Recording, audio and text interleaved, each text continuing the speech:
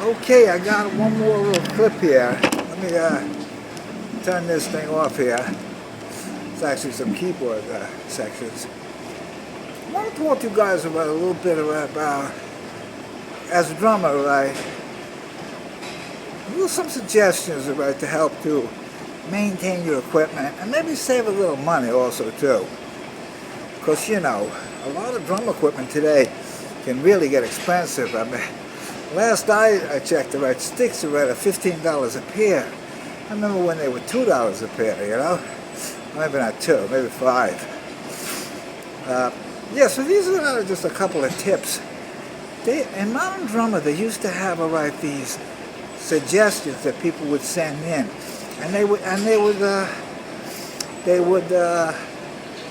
what did they do? They would put them in. It was like kind of like bits and piece sections of different things. I sent in an article once, a suggestion on a couple of things. It was really cool. Okay, so here's just some suggestions on ways to make it a little better so that you're not going through as many drumsticks. Now, especially me, when I was playing acoustic drums, it doesn't happen so much anymore now. I was really what they would call a rim player. I did all my backbeats on the rim. Not on the rim, but they were rim shots, basically. I think the reason I did that, I never had the gravity and the volume that my student Ed has. Never had the volume like that Bobby Romanelli has. He's a monster. I could never get that volume, never get that power. He's a powerful drummer. Joe Franco, another guy. Massive speed, power. Carbon, his arms are one of his arms is bigger than my leg, Guy's he's a giant, he's still a really big guy. Won't want to get him annoyed, that's for sure. I wouldn't annoy Carbon. Hey Billy, I hope you're not annoyed at me. But anyway, because of that, I had to really get all my backbeats right on the rim. And what happens when you play the rim is the stick starts to shave. So, they had these sticks out there, were called fiber sticks. They didn't feel good. Those things they never should have made it because they vibrated. They were made out of fiberglass. They were too heavy anyway. And you can't use metal sticks because those things are too heavy. So what I started to do, and it's just a suggestion, get some really good quality duct tape. Don't buy the cheap stuff. Buy I think it's called Gorilla Tape. It's $10 more expensive, but you'll be glad you got it. You don't want to get the cheap tape because a lot of people buy the cheap duct tape, and it's cheap. It's hard to break. It's thin. It's not good. Always pay for the better things, when you're taking care of things. It's like buying cheap motor oil, You don't want to put cheap motor oil in your car. You don't want to eat cheap vitamins, So anyway, so what I found is I got that duct tape and I wrapped the stick where I had most of the most of the sawing. And it preserved the stick, I don't know, maybe maybe another 3 or 4 weeks compared to having to throw it in a garbage can because it got so shaved down there wasn't any stick left. Or it just snapped eventually, which happens.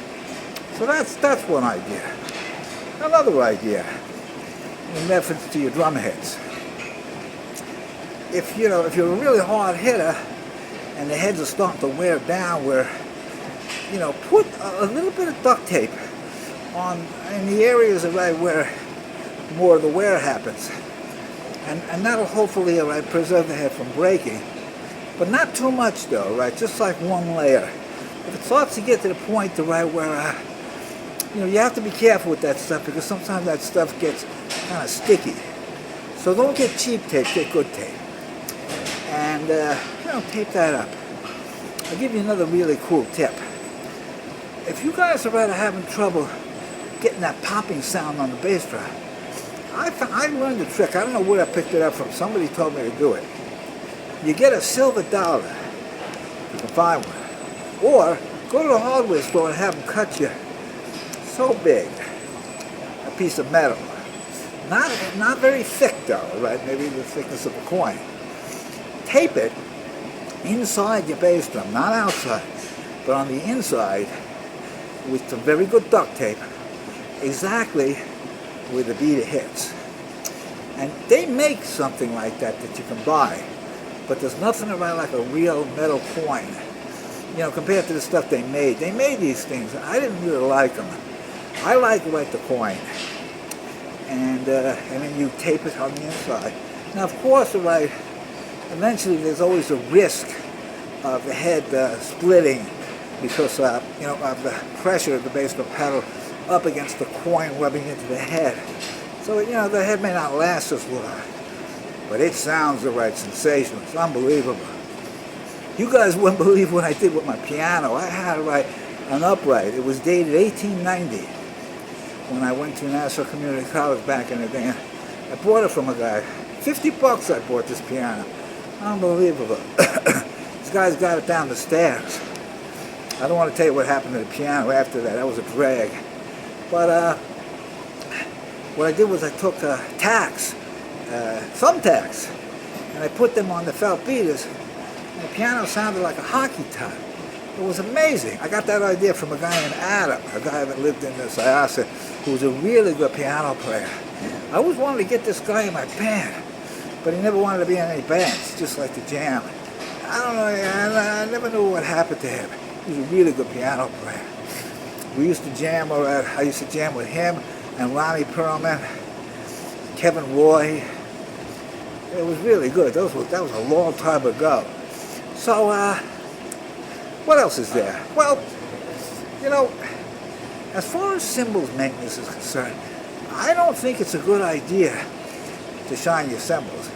Now, I know a lot of you guys like to have those really shiny cymbals.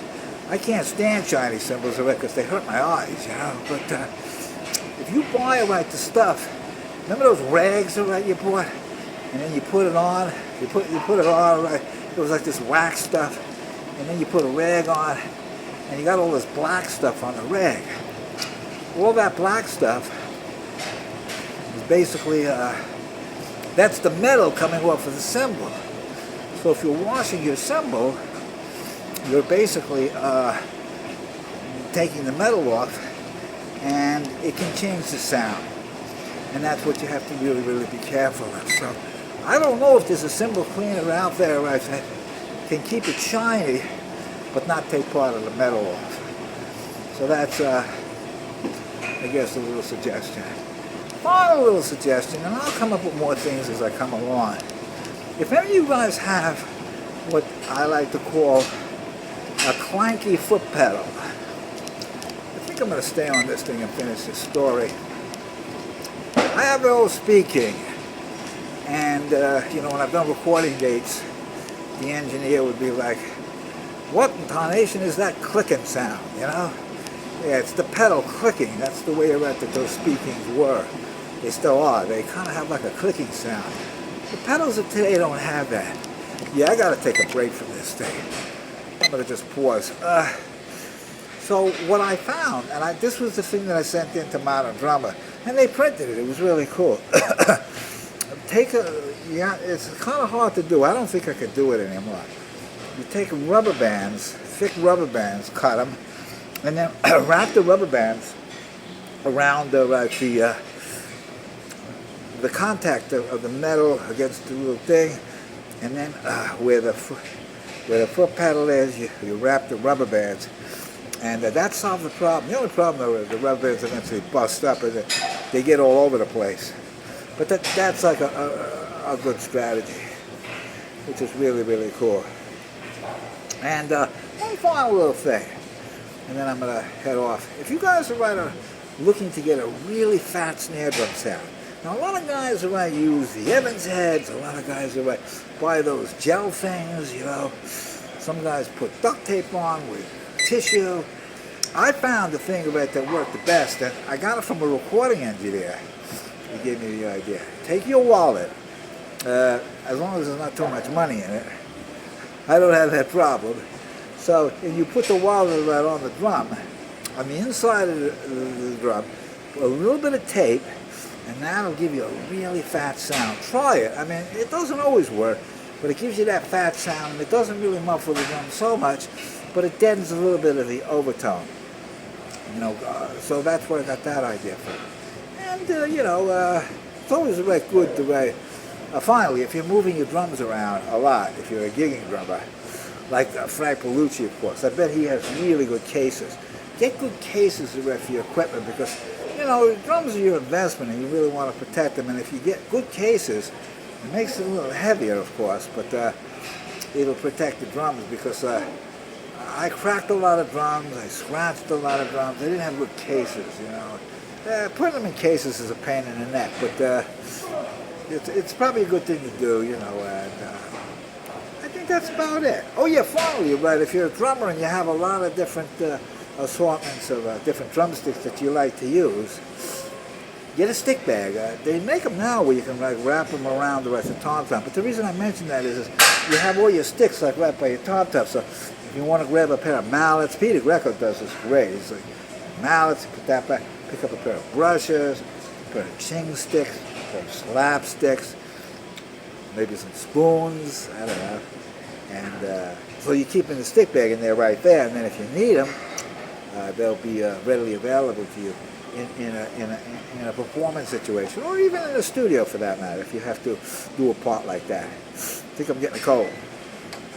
Peace, and I hope you guys found this useful. Nobody's watching these segments, right? But hopefully maybe it'll catch on, and I'd like to be known, right, for giving good information to you guys. So I hope you find it useful, and see you on another segment. Thank you. And special thanks to Danny Britt, who gave me this idea, because he does some great commentaries. Now, if you want to hear a guy that knows how to talk, Danny's a really good talker. I just kind of trip over and write my sentences. I have no idea what I'm saying half the time. I'm cool, it's cool, you're cool, give me a pack of cool. See you guys later. I don't smoke, by the way, I was just a kid. Don't smoke.